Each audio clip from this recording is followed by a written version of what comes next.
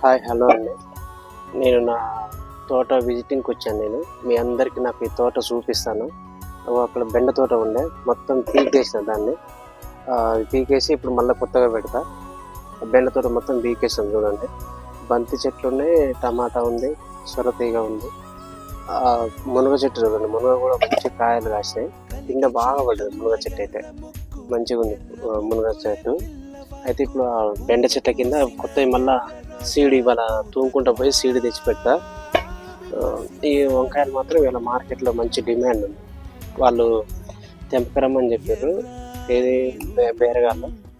అందుకని పొద్దుగాల early morning మా మిస్సెస్ నేను వచ్చి తెంపుతున్నాం. మార్కెట్లో మంచి రేట్ ఉంది, ఈసారి అయితే రేట్ బాగానే వస్తుంది, అందుకని తెంపడం జరుగుతుంది. ఇది నేను ఫెర్టిలైజర్ చేయలేదు, ఫెర్టిలైజర్ వేయకుండా ఓన్లీ ఆర్గానిక్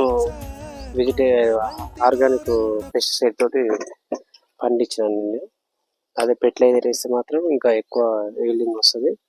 మీరందరూ గుర్తుంచుకోదు ఒకటే, మీరు చేయవలసిన పని, మీకు స్టెర్రస్ ఉంటే పైన కుండీలు పెట్టుకుని దానికి మంచిగా వెజిటేబుల్స్ ఏం లేదు, మన కీసర పోతే నర్సరీలో పోతే కూర వెజిటేబుల్ చెట్లు దొరుకుతాయి, మొక్కలు అవి తెచ్చి పెట్టుకుంటే మందులు లేకుండా తినొచ్చు. మన గౌరవనీయులైన నరేంద్ర మోడీ గారు కూడా నిన్న ఒక మీటింగ్లో అనౌన్స్ చేసిండు, ప్రతి ఒక్క రైతు 1 ఎకరం తోటి ఆర్గానిక్ అగ్రికల్చర్ స్టార్ట్ చేయమని చెప్పిండు. అది దేశానికి ప్రజలకు చాలా ఉపయోగపడుతుంది.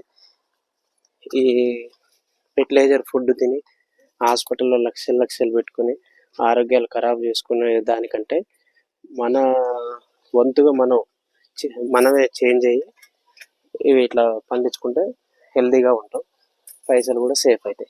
ఇక చూడండి, ఈ వంకాయలు చూడండి ఎంత బాగున్నాయి, ఆర్గానికే, ఫెర్టిలైజర్ లేవు ఏం లేవు, ఎంత బాగున్నాయి చూడండి ఇవి. కానీ మార్కెట్లో దీనికి ఏమో డిమాండ్, నేను ఎక్స్పెక్ట్ చేయలేదు దీనికి ఇంత డిమాండ్ ఉంటుందని. మంచి డిమాండ్ ఉంది. 3 రోజులకు ఒకసారి తెంపితే వాళ్ళు చూసేసి అందుకొని మంచి రేట్ ఇస్తారు. తెంపకరమ్మని అంటారు, రెగ్యులర్ వస్తే తెంపకరమ్మని అంటారు. ఇక చూడండి, డిమాండ్ని బట్టి నేను తెంపుతా. అక్కడ డిమాండ్ లేకుండా తెంపకపోతే